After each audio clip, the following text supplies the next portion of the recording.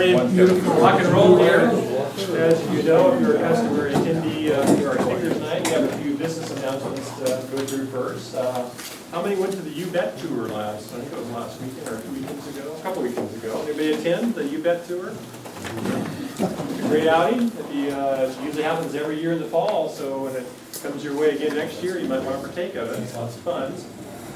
Courthouse update. Pat, where's Pat? Want to say anything about the courthouse?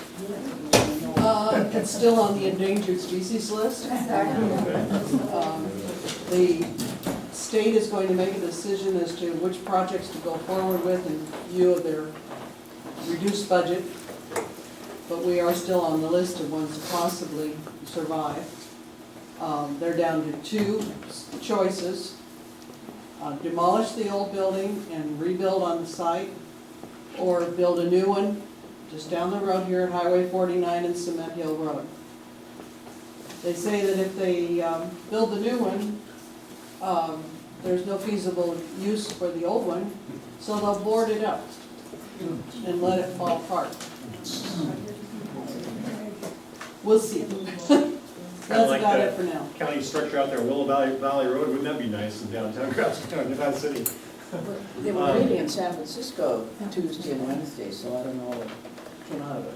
Well, your board of directors officially has gone on record now as opposing the demolition of the courthouse, so we've also sent correspondence to that hearing to that effect. So we're now officially on record as opposing the. Hanks, ask Hank. Hank, any more comments on the courthouse? We were just talking about the courthouse. Hank. Hank's right there. Yeah, he just Report came on the in. courthouse, Hank? Any more comments on the courthouse? They had their hearings yesterday and today to essentially to determine what they're going to do with the reduced budget, and I haven't heard a thing. Okay. Sitting on the edge of our seats. So just a reminder, we have bulletins. Typically we bring old bulletins that are correlate with the presentation, and we have some old our publications back to 01 and back to 58. North Bloomfield, the Humbug, and also High Grade in Nevada County. So if you want to do some more reading after tonight's presentation about Malakoff, avail yourself to the old bulletins, or just back on the table back there. Saturday night we're having a little shindig. Where's Annette? Annette, would you like to talk about Saturday night? I would love to. It's a dance. The First Historical Society presents a dance. And it'll be at the Horsemen's Club from 7 to 11. There's finger food, live music. The finger food, by the way, is veggies and fruit and dip and cookies and jack crackers and cheese. There's hot coffee, hot tea, hot chocolate, and hot cider. And there's also a no-host bar for anybody who'd like beer or wine or something harder. And we anticipate a wonderful time.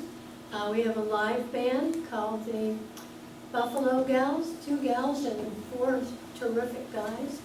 And I guarantee you'll have one screaming time. $38 a couple, $20 a person. You can pay at the door. And the police cadets, the high school police cadets, will be manning the parking lot. So we got everybody involved. And you do have some flyers. And I do have 8. We handed out 400 invitations for part of the Historical Society. So you should have gotten it there, and in that one was bright yellow. So anybody? Going once? Going twice? Right over here. So Where's the Horseman's place? It's on Brunswick Avenue, Brunswick Road, rather. And then you go out from the grocery and the general shopping center. You head as if you're going to go to Colfax. And a block and a half beyond the developed area is this, you can see a corral. Of course, at that time it might be dark. We're talking 7 o'clock. So, good luck.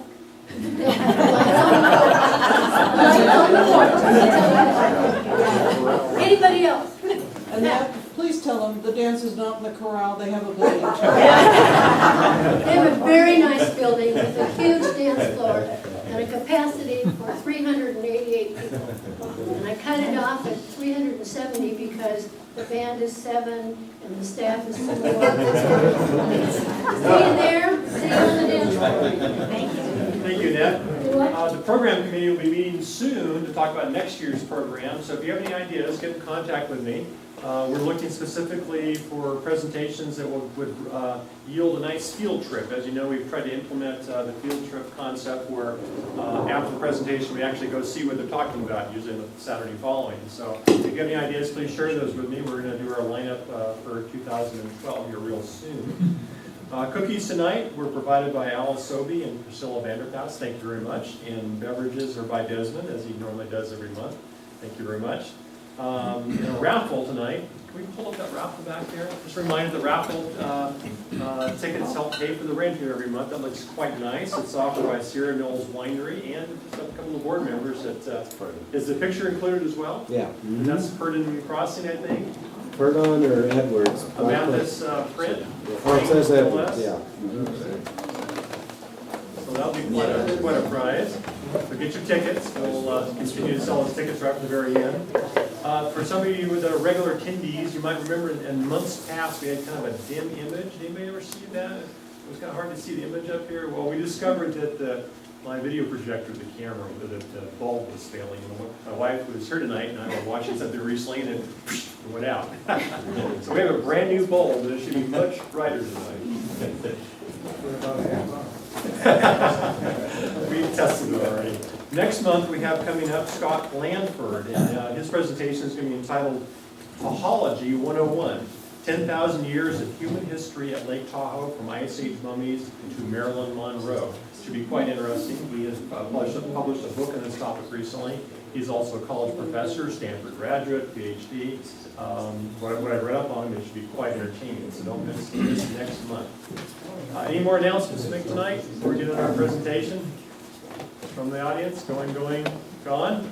So tonight we have Ranger Greg Shear from Malakoff State Park. Now, actually, I invited his wife. That's our ranger. He formally delegated to Greg. And I met Christy probably, 10 or 15 years ago when I called up there and said, I have some Boy Scouts that need a project. Do you have anyone that we can do? She said, you bet. So I got to know her in coordinating camping and conservation projects we did up there. And I must tell you that I've been going up, I moved up here in '88. We've been going up there since '88, I think. We used to take our kids up there in the fall. Best time to be up there for sure when the colors are changing. It's about a week from now. It will be it's pretty loud. Wow. We would go up on Sunday afternoon when there'd be nobody there and truly a ghost town. And we'd take the bikes along and a dinner or something. Kids are riding down the main street. I guess probably weren't there to police it, but great time to go there. We come back, we tell our friends, you guys ever been to Malakoff? And I'm always aghast by the local residents that have never been to Malakoff. Yeah. And that's proven by the fact it is in fact the lowest attended state park in California. If I'm wrong, correct me, but You're wrong. Close to it. And, Yeah. But it's sorely attended by our local residents, so really need to know about it. So that's why I've been trying to get Greg in the gym here for some time. Yeah. To promote our fabulous historic park that's in our backyard and slated to close. So we're going to hear more about that tonight. So, Greg? Well, thank you, Daniel, and thank you, everyone, for coming tonight. It's a really important time for the park, and I think for I always measure the health of a society by schools, libraries, healthcare, and parks. That's kind of my measure of the health of how we're doing. How are we doing in our country and so forth. And I went into state parks in 1996 it was now. And I came into state parks, and I've stayed into state parks for the same reason. I believe in public open space, that folks can come and learn from the past, that they can recreate, that they can refresh, they can rejuvenate their soul, they can come and write if they wish.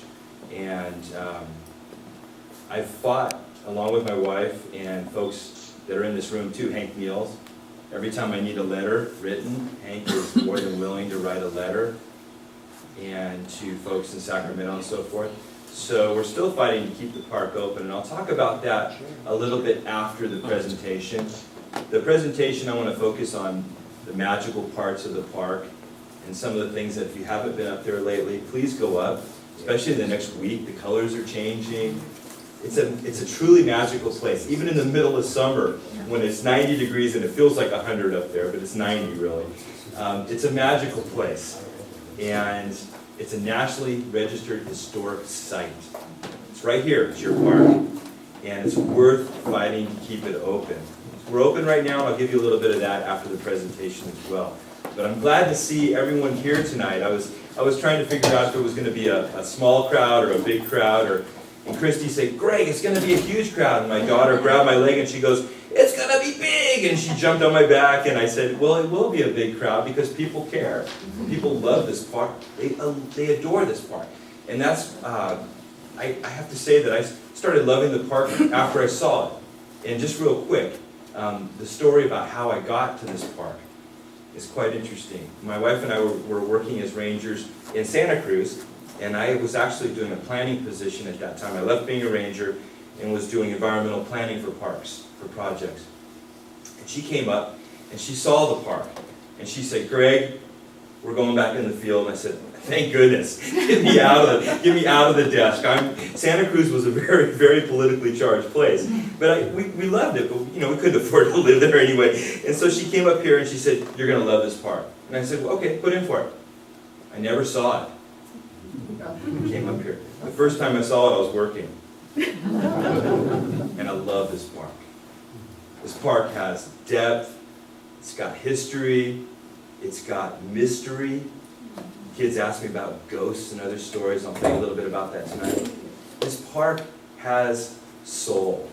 And it has soul because of the people that come up to it, school kids that come up to it, and the history. If I could go back into the 1800s, it probably wouldn't last a week there, but you can imagine how this period in the 1800s when they were doing hydraulic mining looked in California, and you'll see a little bit of the photos today. I brought some historic reproductions of the photos. It was raw, and it was a really wild place up at Malakoff Diggins. Hydraulic mining was new, and it was exciting. It was also dangerous. So we'll talk a little bit about that tonight too. My presentation, just wanted to open your eyes of what we do at Malakoff Diggins and what is there to see, and hopefully get you up there in the next 2 weeks. So if we can have the lights, thanks very much. So Malakoff Diggins State Historic Park. This is your park. And we look back over 100 years to the hydraulic mining era. And everyone in this room, this is a historical society, so really don't have to go back basics. When we do town tours, when we have the public come up, we say, when was the gold rush? When did people come out? When was statehood? We go back, I don't have to do that tonight, it's really nice. But we can set the tone for Malakoff Diggins. Hydraulic mining started, it was the hydraulic mining monitor, I call it, was invented in the early 1850s. And in California in the early 1850s, gold miners were still finding a lot of placer gold in the streams in the early 1850s. And that petered out 1853, 1854, 1855. But as it started to decrease in its plentifulness, other means were looked at in terms of getting gold out of the soil. At Empire Mine, you had what kind of mining? Hard rock mining, right? So you're looking for gold in a hard rock stratum. Usually it followed the quartz in terms of cooling and so forth. But at Malakoff Diggins, you've got to get the gold out of these ancient river deposits, these rivers that ran millions of years ago through this area. You've got to get that gold out by using high pressure water.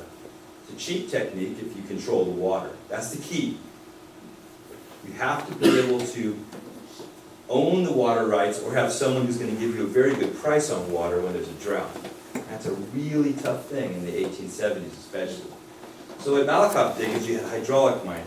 So what you're doing is you're putting back in solution gold that was deposited in the ancient riverbeds millions of years prior. Pretty basic, huh? But the town itself thrived. At one point, there was probably a little bit less than 2,000 people living in Malakoff Diggins. But Malakoff Diggins encompassed what was Lake City at that time, a thriving town as well. And Malakoff Diggins had just about everything you could imagine, including the constant roar of the monitors. And I would like to have sound right now in my ultimate presentation for the monitors. But at one time, you can imagine maybe 9 monitors running simultaneously 24 hours a day in the Malakoff mine. And that's why you've created at Malakoff with the hydraulic mining over a mile-long hydraulic mine pit over 600 feet deep. It's a significant scar on the landscape to get the gold out. And were they finding big chunks of gold there? What were they finding? Mainly in Malakoff Diggins. Yeah, flakes of gold, right? So when you're moving 100,000 cubic yards of soil a day, you're looking for just a little bit of gold in each cubic yard. And when I take people through the Ostrom livery stable at Malakoff Diggins, I have a replica. It's not exactly a cubic yard. I had somebody measure it the other day.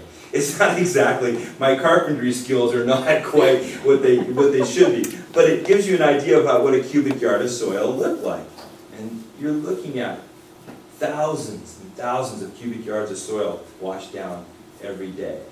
You had a lot of individuals at Malakoff Diggins who were interested in this. Ostrom, who ran the livery stable, he made good money. And you can see the livery stable sign up in the middle of what is now North Bloomfield Road, coming right by the livery stable. And we do have the livery stable still at Malakoff Diggins, and we have it open for town tours during our regular season. And again, I'll get you an update on the park at the end here. But you can see by the photo from, this is circa 1875, 1880. You can see the horses in town, folks are coming out for a photograph. This was big stuff. Can anybody tell me, other than Hank, I have to exclude Hank from this, how Malakoff Diggins, why this important part of the history here, why did Malakoff Diggins, why was it chosen as the place where a large investment group from San Francisco would put their money to try to extract gold from hydraulic mining? This is kind of at the heart of, we look at the largest hydraulic mine in the area, obviously, but why was Malakoff Diggins, why was that chosen? Can anybody tell me that as we go through the slides? Is a nearby water supply the main reason? Well, they were able to secure the water supply, and that was a key. So the company actually invested $1 million before they extracted the gold to bring the water into Malakoff Diggins. So that's very true. And they created what we now call as Bowman Reservoir, Bowman Lake, to bring the water in. And the water traveled a total of, it's a little bit less than 50 miles to get to Malakoff Diggins. So they thought that out quite well, and that helped them as they went along because they had the water secured. But why did they choose the spot, Malakoff Diggins? Well, the company sent up geologists into this area, and the geologists said that this spot would yield perhaps, it was an inexact science, the most gold per cubic yard of soil.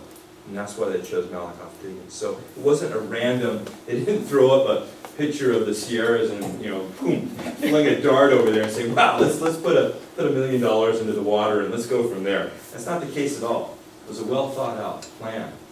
And I'm going to divert from the history a little bit now and tell you about some things that we do in the park with the kids and so forth.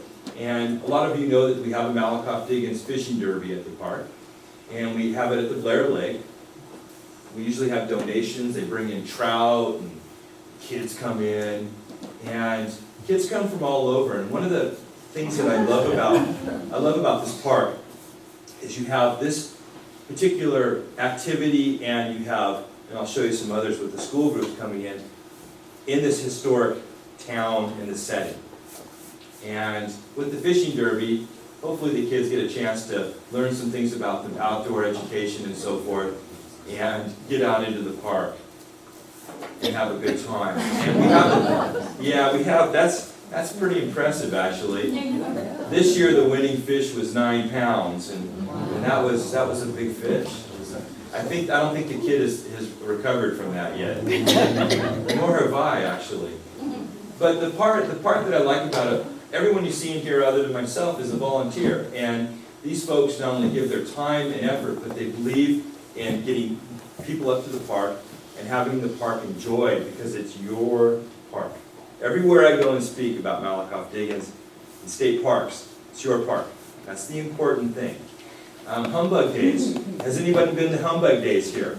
The annual celebration. Humbug Days, we celebrate the park, and originally it was homecoming. It was meant to be for former residents' families and relatives and friends come up and relive the gold rush and the times at Malakoff Diggins. And it's grown into a celebration where hopefully people not only learn about the park, but they get to participate in some old-time activities as well. And a lot of the folks you see in this are volunteers. Every week we have the Eclampus Vitus Chapter 10. They come and donate their time and efforts at the park as well. And they're actually becoming more involved as the park situation has become more critical. The Clampers, the Chapter 10, I'm working with them a lot more than in the past. They have a lot of good ideas in terms of keeping the park open. So there's my wife, Christy, and she's been at the park obviously as long as I have. She's, just for folks that who know her, she's taken a year leave of absence from the department, which is, I wish I could do that right now in terms of let things settle out. But she's taking some medical classes and perhaps maybe go into the medical field as a physician's assistant, because we've been, one of us eventually will have to probably change because of the nature of, parks and so forth. But anyway, back onto the event. We have the shortest parade in the world, we call it. Folks that you may recognize and may not recognize. A lot of volunteers from the neighboring areas and participate in Humbug Days as well. We've had square dancing in the past at Humbug Days. The root beer floats are always a big hit in the saloon. A lot of handcrafts. We have people dress up. Once in a while I actually get to dress up for homecoming as well, which is nice. We fire off the water monitor in town, and we interpret the buildings in the time period, which is really the educational part of Malakoff Diggins. The interpretation of hydraulic gold mining and the time period, especially in the 1870s, 1880s. That's really what we're concentrating on at Malakoff Diggins. The mountain men come, but you can see the crafts, and we've also had the Buffalo Gals. Someone said the Buffalo Gals are going to play. Yes. Yeah, they're great. They're fantastic. And we've had cloggers, candle making, tin punching, rope making. And I think one of the most amazing things about Malakoff Diggins are the people who are involved. Christy and I don't think I could ever leave the area. I mean, if they transfer me, I'll probably just do something else. Because I love the people. And I love the park, but I love the people who are involved in it as well. And you start to get to know these folks after enough time spent with them and their passion. Rick Morehouse, the blacksmith that we have at Malakoff, he does all the blacksmith programs for our 4th grade programs, which come, and there's only 12 environmental living programs in the state where kids can come in and stay 1 or 2 nights. They can stay 3 if they wanted. Usually the budget doesn't allow that. 1 or 2 nights and learn about the Gold Rush history with hands-on activities. They stay in the park. They live as close as we can get, of course, to gold. I mean, they have flush toilets and other things, so it's not authentic that way. But at the same time, they get to spend time out away from school, and they get to see the mine. And that's the value of someone coming up and seeing the mine, and then coming in, seeing the town, and then perhaps getting a town tour or learning the history. The value of the place cannot be understated. And I think that, as we're looking at parks and, significance and so forth, Malakoff Diggins has a tremendous amount going for it. They learn how to gold pan, of course. We have another special event, Labor Day, the Ice Cream Social. And every Labor Day, the kids come and play games. And of course, I do too. It's my favorite day of the whole year. We serve ice cream, and we make ice cream. So the kids do the hand-cranked ice cream as well. And so they learn and say, wow, a lot of kids this year told me, they say, Greg, this is really hard. I said, well, it's a lot of work to make ice cream, isn't it? You have to turn that handle, you turn it a lot.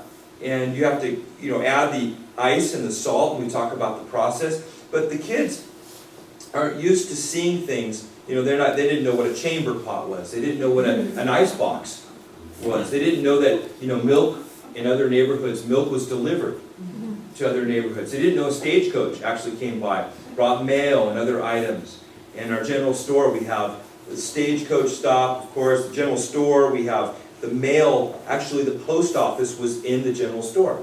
And that's all at Malakoff. And so the kids are fascinated by this. They go into the general store and they look in the general store and they see the different items hanging from the walls, they see the sliding ladders, and they see the names like Hercules and other names up above, and they think, wow, this is a lot different than the way we live today, where people are very much engrossed in electronic media. And one of my goals at Malakoff is to get kids out of that into some other things. And I don't have much problem with that because cell phones don't work up there. And you would be amazed. I talk to visitors every day up there, and you'd be amazed at how that throws people for a loop.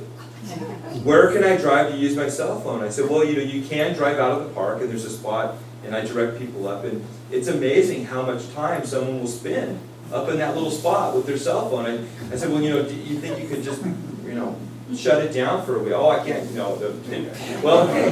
But that just tells you how things are changing, and it's worth having a park and things like that in order to show the contrast. I love to show the contrast. Another thing that I talk about at the park, I'm leaving slides up too long. It's like Chrissy would say, oh, you can't leave a slide up for more than anyway. But I get excited about this because it's great, and it's amazing park. Another thing I like to talk about too is the period of hydraulic mining. To step back in some history, when was the Civil War going on in our country? All right, what year was it over? Okay, well, the hydraulic monitor was invented, I'll put quotes around that, in 1852 by Anthony Chabot. And a lot of French came to this area and settled here, brought different trees, fruits, vegetables. They opened mining operations, the Ladue mine. And they had a profound influence here, as other cultures and people did as well, the Chinese. And so you have this one spot where everybody's coming in. And what are people doing at Malakoff when they're coming in for the, are they going there to live there for the rest of their lives and bring their families out? No. Most of them aren't, right? Most of them want to extract, take back, and buy a farm, something like that. So Malakoff was an area where everybody came in, kind of, I call it like a feeding frenzy, and who could get out first, so to speak. But it was very typical of the gold rush, but that's also typical. One thing I love about history, think about the Silicon Valley, what happened in Silicon Valley with the computers and so forth. You had all these people coming in. I met people from India that were here they were hired as computer techs and computer programmers especially, and they were here for 6 months, and they leave. And they were in San Francisco in Silicon Valley. And so human beings are constantly doing the same thing, no matter if it's in the 1850s, 1900s, 1950s, 1990s, when the Silicon Valley, the late 1990s and so forth. So I think that there's a lot of value to that, looking back in order to reach forward. Back on the ice cream social. This is one of our beautiful family. I got permission to use that. I had to use that. That was just a bit. And volunteers. Really, a lot of the lifeblood of our park is volunteering. And in fact, if you do want to volunteer at Malakoff Diggins, you can contact me. I'll leave my email tonight. You can call me. I'll return a call. So whatever you're more comfortable doing. If you want to send me an email or call me, I'll call you back. I might email you if I get on that, but I will call you back. And volunteers really help this park stay alive. And when the volunteers go home and into their communities, they talk about what happened at Malakoff. Then other people come up, and they're interested, and the story gets passed on. And I think that's one of the great gifts of this area, is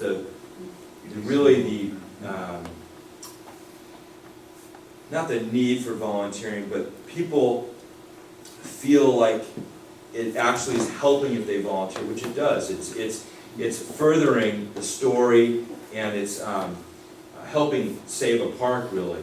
In our environmental living program site, we redid the whole site with volunteer work and labor, and the site is still a tremendous site. Now, if you come up now, the trees are changing colors, and you'll see the different buildings, historic buildings in town. You see some reproduction miners' cabins that we rent out. But the trees pretty soon are going to be like this. We have a lot of red maples in town. Now, these are not historic. People come up and say, wow, they were thinking so far ahead. They planted the maple and said, no. It's, they're, the locust trees and some of the other trees we can look at as being historic. But and in fact, we have one of the largest English walnut trees, if not the largest. Have you heard of a larger one, Hank, than the one behind the Marshall House? No, I don't know. Yeah, in fact, we just had that prune this year. Randy Frizzell came up in arborist here for years. He did the pruning on it. And that tree is one of the original walnuts brought into California. And it's at Malakoff. It's right off the main town. It's right behind what we call the Marshall House. It's labeled Marshall House. And so, anyway, the color's going to be changing pretty soon. But when you look at the colors, know that those trees were not planted in the gold rush era. Now, we have apples and pears there that we can, perhaps, it's stretching a little bit too, but apples and pears, we have some quite old ones there, probably 100-year-old, couple apples that are 100 years old. And the area that we live in, obviously, it's quite secluded at Malakoff Diggins. So one of the things that the state, and I'll talk about the state, I work for the state, but it's been an interesting process lately as well. And again, Blair Lake and the Diggins. And this photo, I like to use this photo because this photo shows the Diggins in the early 70s. And now, who's been up there recently in the last couple of years? Last couple of weeks? I mean, yeah, Hank, I know, and some folks, you came up there 2 weeks ago, right? A couple weeks ago? Yeah. The Diggins, there's been quite a bit of infill with trees, mostly manzanita and some pine and cedar, ponderosa pine and cedar, incense cedar. But it's slowly, as the organic matter builds up, and when you get some actual topsoil, slowly building up. But it doesn't take away from what's happened at Malakoff Diggins in terms of washing away all of the topsoil in that area. And in fact, one of the things that I find very humorous, every year we get a bill from State Water Resources, and we get fined $5,000 for allowing the sediment to flow out of the Diggins into Humbug Creek and then down to the South Yuba River. It's an unnatural sediment load. So we get fined, so we write them a check, and that goes in the general fund, so it's a nice little circle. But we get actually $1 fine for allowing the sediment to roll. Now, no one's going to be setting up a facility, except at Empire Mine, to precipitate all of the sediment out. I mean, that's crazy. We're just not going to do it.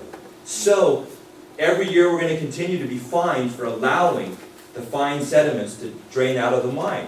And it's an interesting thing because, of course, you're getting the sediment flow out of the mine, but at the same time, I don't think there's any way to solve that issue without a treatment plan, and that's a whole other, that's not going to happen. So anyway, so it continues to flow out, and in fact, the sedimentation rate into the Diggins, those of you who have walked the Diggins Loop Trail, where we have the post with a yellow top on them in the Diggins Loop Trail. And those posts, we've redone those several times since I've been there. And the sedimentation rate is probably about 4 feet every 10 years inside the Diggins in terms of coming from the walls into the main part of the Diggins. And then that washes out, some of that washes out down the Hiller Tunnel as well as the North Bloomfield Drain Tunnel. That's another question I get quite a bit. How do I get to the North Bloomfield Drain Tunnel? Well, I'm not going to tell anybody how to get to it. It's blocked off. You've ever seen the exit to that? Have you seen the exit by Humbug Creek? Yeah, the exit, you can see the exit, but actually the inflow where it starts, I've never seen it. Have you seen it, Hank? No, it's filled up, I think. Yeah. That The sedimentation. excavation number one. Yeah, and so that's a 7,800 foot plus drain tunnel. It's a magnificent feat of engineering to actually complete that.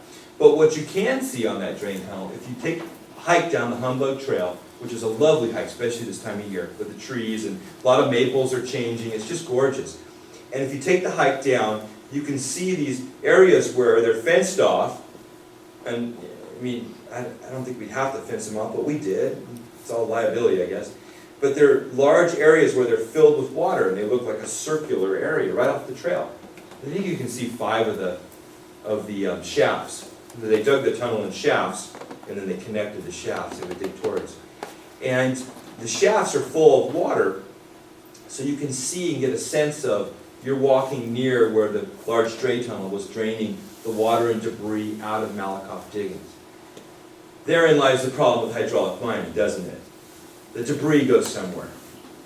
That, and I'm sure everyone in here knows the story, just to reiterate it, in 1884, Judge Alonzo Sawyer finally said, after looking at all the evidence, said, we cannot allow hydraulic mining to drain the water and debris down into the valley. It's just causing too much destruction with the farmers. And so, hydraulic mining was not outlawed, but in order to make money with hydraulic mining, what do you need to do? You need to move a lot of soil, right? To do that, you have to use a lot of water. You're going to create a lot of debris. So if you wanted to catch your debris and your tailings, you could continue hydraulic mining. But that pretty much ended the era of large hydraulic mining in California. Now, they still hydraulic mined at Malakoff up until the 1900s, early 1900s. And in fact, they were so sophisticated that they would telephone ahead and say, the mining inspector's coming out, stop the water. And the inspector would come out and say, it's all wet out here. You guys have obviously been mining. No, there's a cloud came over and it rained. We got a big thunderstorm. A big thunderstorm came into Diggins. So they had a long distance telephone line. And if you haven't heard the story, from French Corral as well. So Malakoff Diggins, electricity in the mine, and they were operating at 24 hours a day.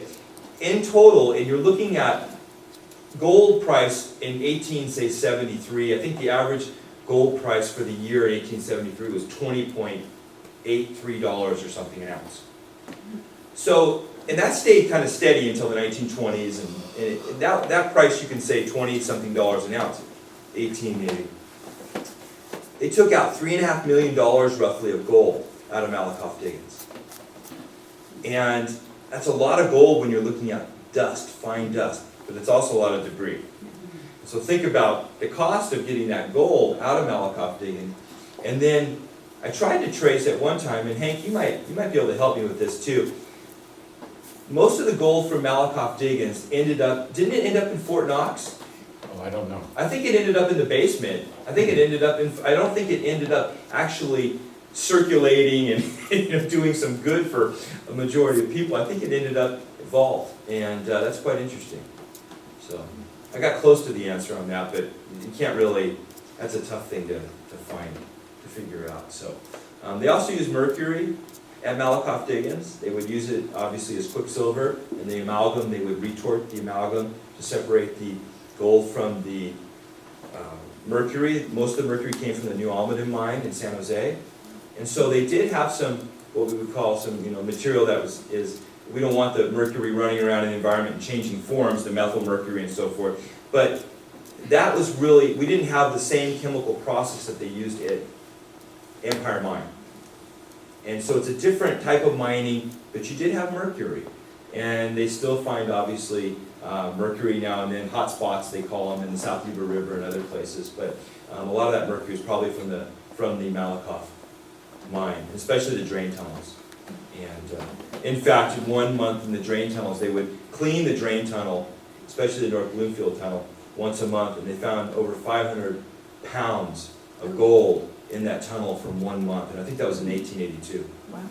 So that's a lot of gold that was escaping out of the sluice boxes, down and draining out of the Diggins that was in solution.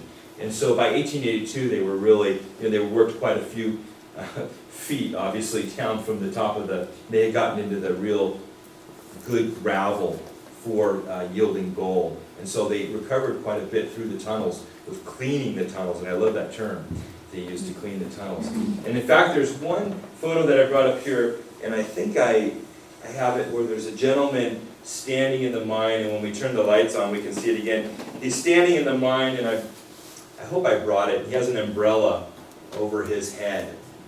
And I always wondered about that guy, and I started poking around and looking. He was called the Bank Man, and he had the voice of God. So when the walls were going to cave in, or something was going to happen to the folks that were doing the mining inside the mine, he would earn his money at that point and say, there's a cave-in or landslide, move out of the way. And he's the one with the umbrella. I always wondered about that. I said, was that the superintendent of the mine or something? But no, it was the bank man with the voice of God. And so I'm just touching on some of the real, this is a general overview of Malakoff with our time frame tonight and so forth. If you want to hit the lights, I want to talk about the present state of the park and what we're looking at. I want to take questions because everyone here should know about, and I'll give you what I know about the parks. I'm not bashful about saying it. Hank knows that. These are your parks, so you need to know. So where are we with state parks right now at Malakoff Diggins? Well, Malakoff Diggins, the cabins that we rent 3 cabins a year, they're closed right now. They're not available for renting. That's a change. They've always been available for renting the whole year, even in the snow and so forth. The campground closed early this year. Usually we keep the campground open till November, thereabouts, and we close it for 3 months and then we reopen it. So the campground is closed as well. Now the museum, the biggest change is the museum is not open Saturday and Sunday right now. Usually it's open 12 to 4 on Saturday and Sunday. It's not. Now I don't know when that'll change or if it will change. But I know one thing though. They're going to cut the generators off at Malakoff probably next month. So when they shut the generators off, now I'm looking at this from a glass half full. So when they cut the generators off, we stopped using the diesel to power very few buildings and residences at Malakoff. We have a maintenance worker, myself, at Malakoff, and we have the alarm system there. All the buildings are alarmed. And we have some of the heating and ventilation for the artifacts. So we're going to cut the generators off. That means individual generators on the ranger residence, which is propane generator, the maintenance residence, and the private residences that are on the outside of the park that were grandfathered in with power and water. That's done. They're cut off. So they put their own generator in and their own solar system in already.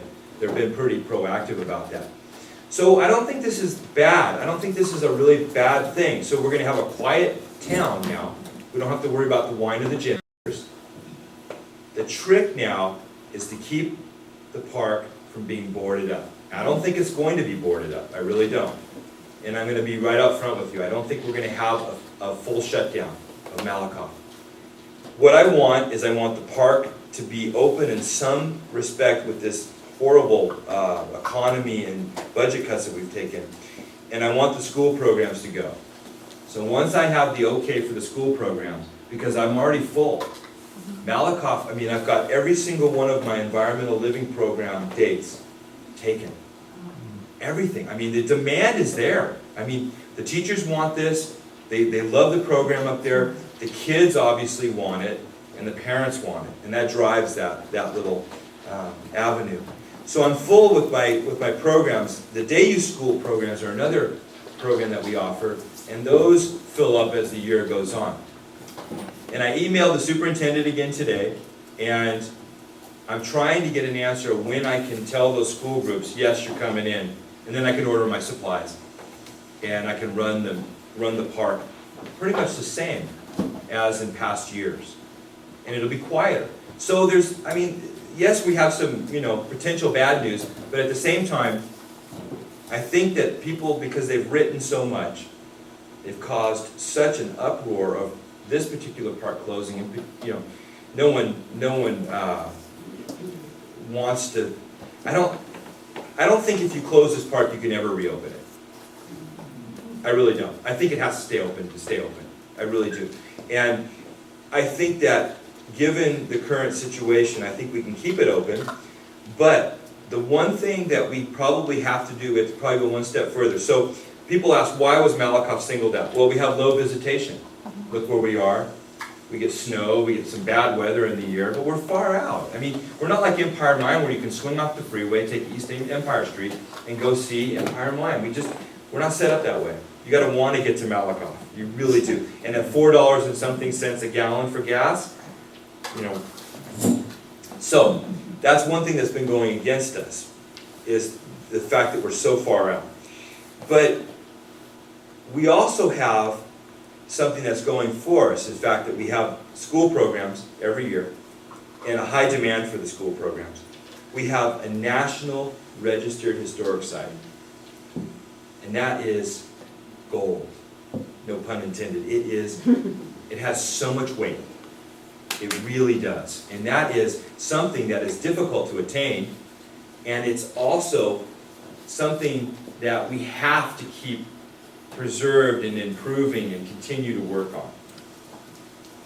That's a big thing that Malakoff Diggins has going for it too. So we're cutting the cost to operate the park. I think we can increase the visitation perhaps, but what can we really do to take ourselves off the list so we don't have to worry about this every year? It's driving me crazy. It really is. It's just absolutely, I'm spinning in circles. So once I found out why the state put Malakoff on the list, okay, low visitation, we don't bring a lot of money, I never thought I was a businessman. I really didn't. And then the third thing is our operating cost because of the diesel generators is real high. So what we can do is we can take that operating cost out. We're going to do that. We're going to have the propane generators, and I want to put solar in with the propane generators. So for example, the bathroom that's in the main part of town, when you walk in, there's lights on, as you would expect, and the pathway's lighted at night. Well, when we shut the main generator off, I'm not going to be able to do that. So what we're going to have probably is we're going to have solar lights in front, we're going to have solar panels on the back side so it's not visible from the historic town, and then when you walk in, the switch, it's an easy switch out for the switch. The switch will know someone's in there and will activate the lights. That's what we're going to do at Malakoff.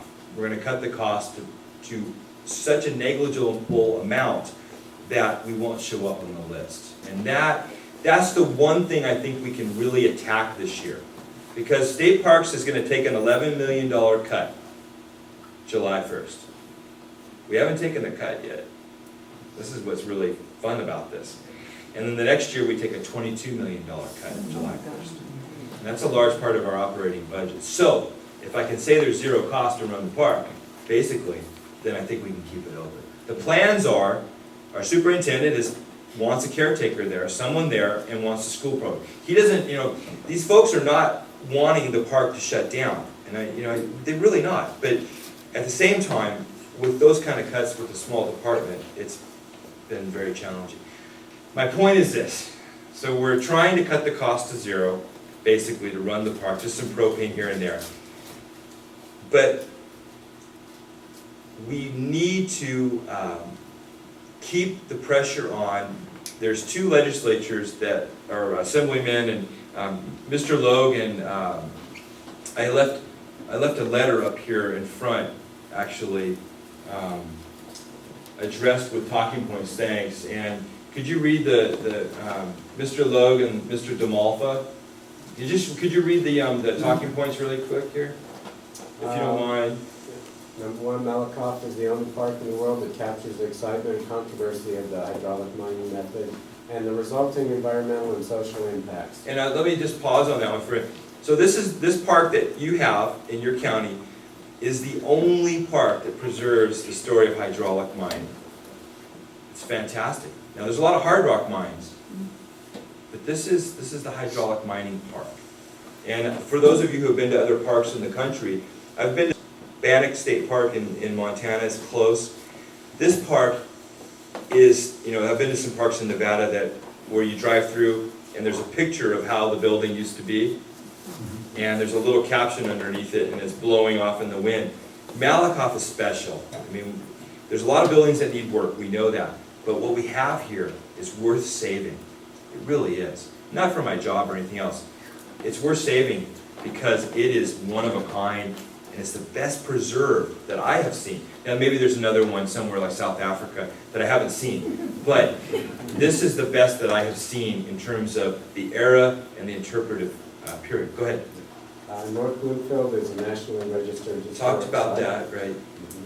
Malakoff hosts one of only 12 overnight educational experiences about California gold rush history for fourth graders in the state. Right. Hydraulic mining led to the invention of the world's first long-distance telephone system. The first licensed woman pharmacist in That's right. California received for training in North Bloomfield. Right, and so it has quite a bit of history that's worth transferring to our children, and for those children to eventually transfer to their children, because the story is magical, and we need to keep this park open. So I have given the information, the letter that we pre-drafted, and I've given that to thousands of people this year. And in the last 5 years, I don't know how many letters, probably 30,000 letters maybe. If you can handwrite one of those points, handwrite it, and send it to one of the two folks that I mentioned, that makes a huge impact. Every week I write a letter to Jerry Brown, Governor Brown. Every week, and I send him 3 different pictures of this park. And I remind him that he had property off of Purdon Road. And shortly after he purchased his property there, it was paved. That was ironic. I mean, that was coincidence. But I point out that he had a vested interest in this area as well, and that he probably knows about this park. So every week I write him a letter. And if you write a letter, it's worth quite a bit, because we're human. And in fact, I just heard something the other day. I was complaining to my mom about our current federal situation, and I was complaining, and I said, sign blah, blah, blah, blah, blah. And then I heard on the radio, there's President Obama gets 20,000 letters a day. And whether I don't care what you're for or whatever, but he gets 20,000 letters a day, and he has a staff that sorts through them, and they give him 10 letters each day. Wow. And there's a book called 10 Letters that's coming out. And he reads those 10 letters when he goes home. And he writes responses to 2 every night. Wow. I like that. I really like that. I was looking for something really good, and I like that a lot because it's human. Everybody can relate to a handwritten letter. It takes time, it takes effort, it takes postage, and it usually is something that means something to someone, and that's what it's all about. And so a lot of the folks that have written to the president, who have got a response, whether things have changed or not, I don't know, but in particular some have suffered from leukemia and other things, and we'll respond. If you call me, I'll call you back, I know that. I won't write you a handwritten letter, I don't think, but I will call you back.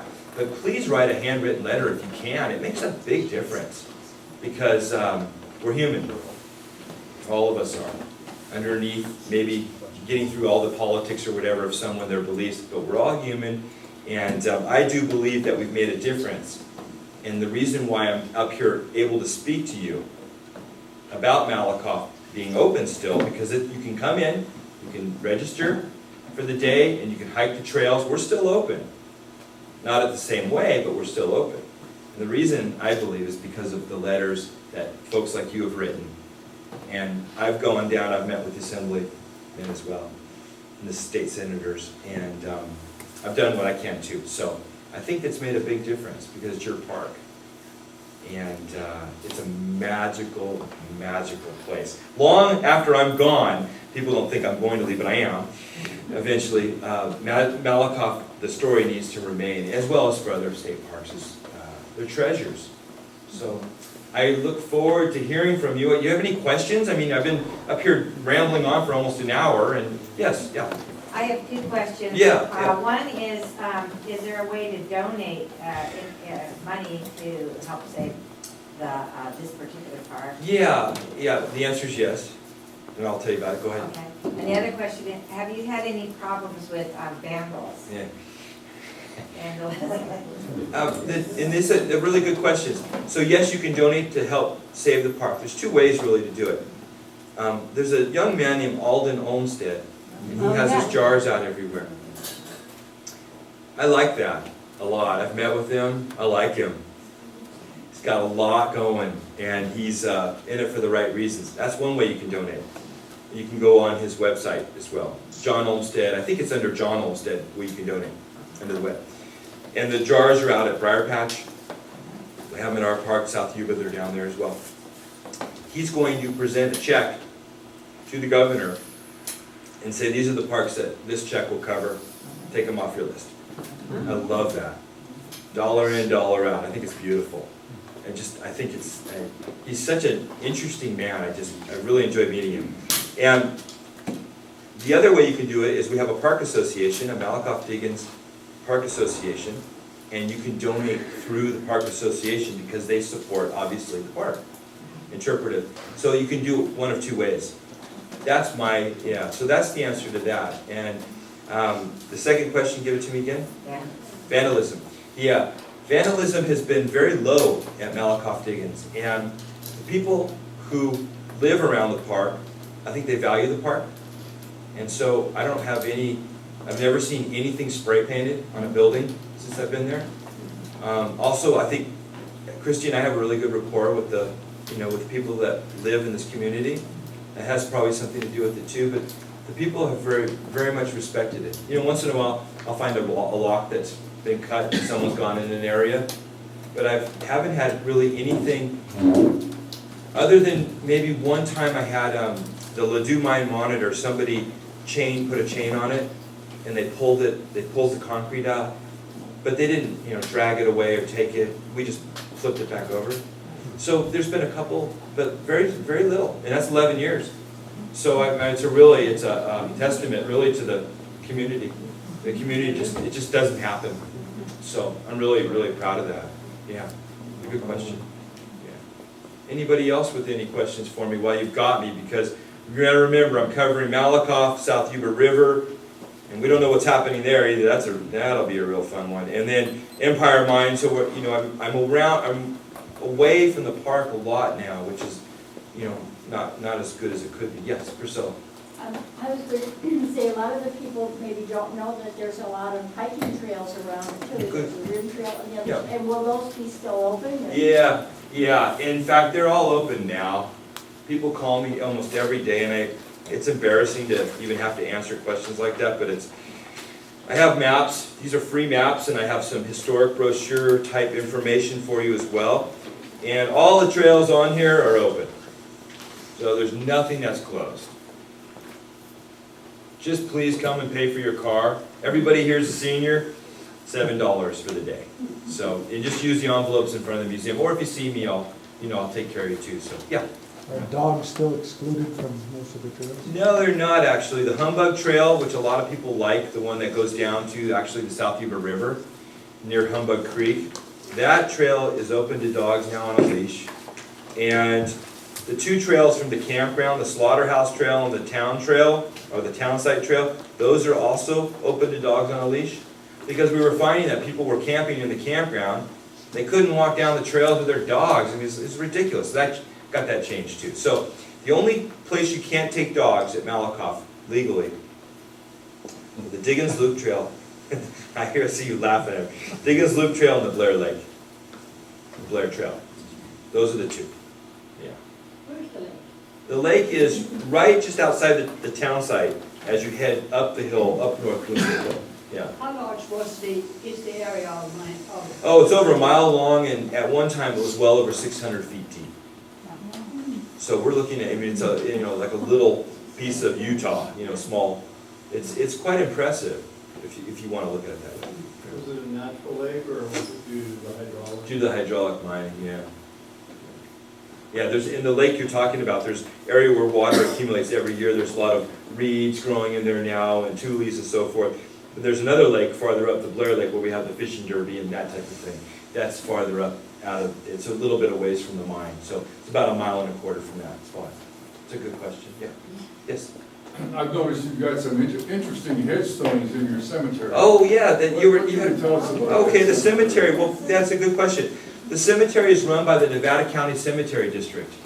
And the headstones in the cemetery, a lot of those names will match up with obviously Malakoff Diggins' history. Skidmore Saloon, the Skidmore family, the Skidmore House, which is still standing, built in 1862. Ledoux, the Ledoux family, quite a few Ledouxs are buried there. In fact, Ed Ledoux comes to the park every year. In fact, he just came to the park recently, he's in his late 80s, and he wanted to know if he could have the school bell back. He owns it. He's loaned it to the park. And this is what's happening though. Since the park's going to close, people want their stuff back because they gave it to the park, entrusted the park with keeping it and showing to people and interpreting the history. That's what I'm dealing with. So they're saying, okay, I want my bell back. I'm like, okay, if we close it, if they're going to ship things out of here, I'll make sure you get your bell back. Well, then Marty Kallenberger, who's the grandson of the barber in town, Kallenberger Barber Shop, who has donated all the original straight razors, the towels with his grandfather's initials on the towels, the barber chair. He has donated a tremendous amount of items, original items, to the park. Books that he used in the schoolhouse, he went to school there, that he has his name on as well as the other children have their names on, Skidmore and so forth.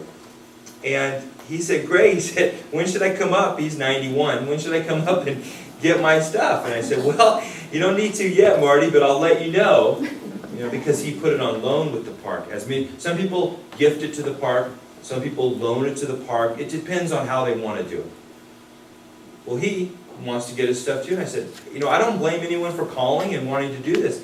But at the same time, we're not to that point yet. We don't want to get to that point where we're taking the items out and then we don't need to, because that's quite a bit of I think that would be the greatest nightmare actually, is deaccessioning all the items from Malakoff. It'd be very depressing.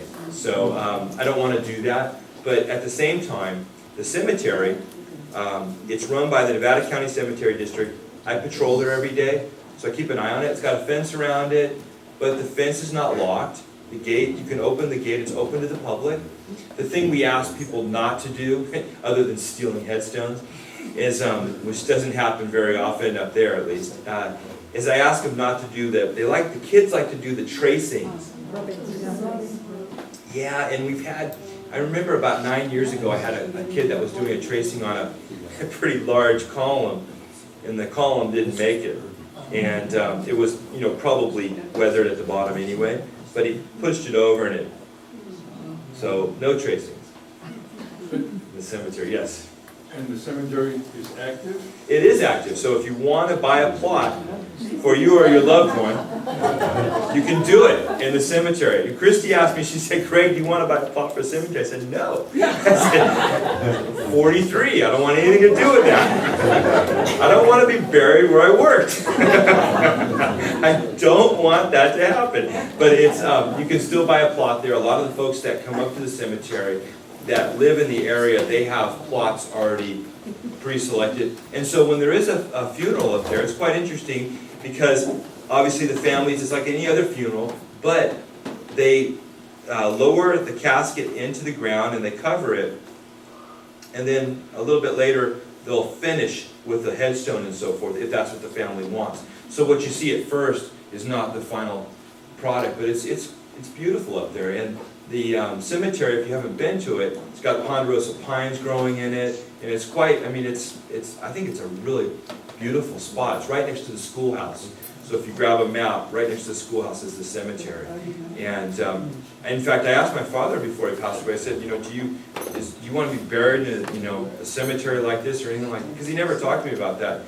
And he still didn't talk to me about it. So we made the decision. But anyway, so that's a real personal thing, obviously. And but yeah, Christy asked me, and I said, I'm not ready to take that on yet. The cemetery is, and there's cemeteries all over the area as well. If you go towards Graniteville, there's a cemetery. There's Graniteville. And Relief Hill. There's up at Relief Hill. There's a cemetery. So there's quite a few around, but I don't think they're in the A lot of them are in the condition that this one's in. This one's pretty well maintained for one that's far out, so, yeah.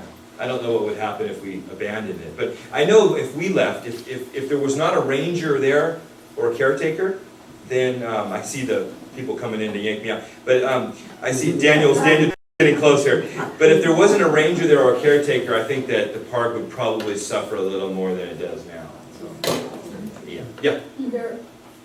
There are not plans right now to pull you and your wife out as rangers. They're not, but they won't commit. They, being the state, I can't get a written commitment to be caretakers. And that's one of the reasons why my wife went for the year of leave of absence. I can't get it in writing. So you're on a day-to-day, month-to-month, whatever. I'm living day to day and loving it. Yeah, so that's what I know, and hopefully that'll change, because I would like there to be a caretaker there at all times. Yeah. Okay, we're gonna ask. All right, Daniel, I told you I could talk all night long. I told you that. Well, thanks, everybody.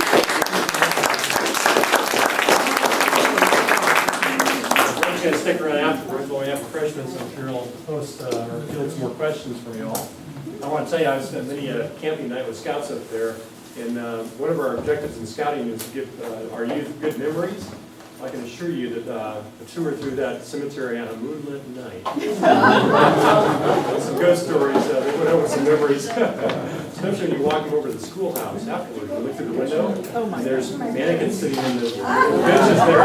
Daniel, that's still, I drive by some nights when I'm tired, it still gets me. I still stop, I'm like, it just, I'm sure there's many a scout that didn't sleep that night. You know, once the raffle's over, I have one story I have to tell. Okay, we'll do that. I mean, I have to, it's too good. Let's do the raffle first. Okay. Again, we have an original Mathis print here of the Edwards Crossing Bridge and a haunted house. These are haunted houses and a Sierra Knolls winery and looks like we've got a little Okay. thing there. Here we go. Ready? Yeah, the winner is 377955. 377955. Right. All right. Very good. Thank you for coming in.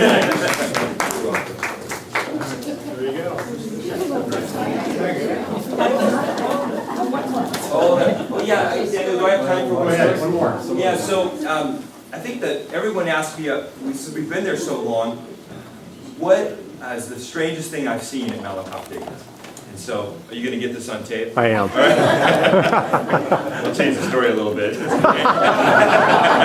send us back to they'll send us back to Sacramento saying, "Get him out of there." They've been there too long. But one particular evening, the maintenance worker, we used to have a maintenance mechanic that lived in the Goss house. Charlie Goss was the last resident living. Actually, the park was there in 1965. He lived there until he passed away in 1972. So Charlie Goss was living in what we call the Goss house. Beautiful house right off of North Bloomfield Road, just below the main part of the town. And our maintenance mechanic, that is where the maintenance mechanic lives there, a person who does the water system and the generators. We have to treat the water, it's well water, but we have to treat it because it's served to the public, etc., etc. So we have a maintenance mechanic who knows how to do those things, fix all the equipment. And he was living in that house, and one morning, or late at night I should say, I was driving through, and I saw him running from the house. And that was very strange behavior, so I stopped and I said, you know, hey, and I won't mention his name, I'm going to say, hey, John. John, what's going on? And he just kept on running, and he ran all the way through town. And I followed him, and I eventually caught up to him. And he told me the story, and I'll never forget it. He was in the kitchen in the Goss house. And when you go in the Goss house, it's an interesting experience, but he's in the kitchen, and he would set a bowl on top of the stove. There's an old wood stove in there. He would set a bowl on top of the stove, and he would go in the other room. And then the bowl would be in another spot. And then he would put spoons and forks in it, and he would go in another room. And he was mentally very sound up until this point. And it would be in a different place. The forks and the spoons would, when he came back in the room, would be in a different place as well. And he had a dog in his yard. Everyone up there has a dog, and he had a carabiner on its collar. And so the carabiner was a screw carabiner. And every day when he came home, the dog was loose from its collar, from the screw carabiner. And that can't happen. I mean, the collar can come off the dog, but the dog can't unscrew the carabiner. So I said, well, I'll take care of that. So I drilled a hole through it and I put a cotter pin through it. And I sanded off the sides. Couldn't keep it on the dog. Those two things, the bowl and the forks and the spoons, happened all the time to him. He never saw it move, but every time he left, it was in a different spot when he came back. And I think he's such a great, because he's a very sharp guy. And so, I never saw that, but I don't doubt it either. So some strange things, people say they see some strange things up there, so, yeah. And I saw the Northern Lights the first night I was up at Malakoff Diggins. The first night I was up there, the first full night, you could see the Northern Lights up above. And we were just, I guess it was one in every, 50, 60 year occurrence at this low. But I saw the Northern Lights, so I knew it was a pretty fun place at that point too. So, but thank you all for coming tonight, and thank you for being, by being here, supportive of the history and the parks here. It's crucial, and I really appreciate you showing interest. So thank you very much. It was an honor.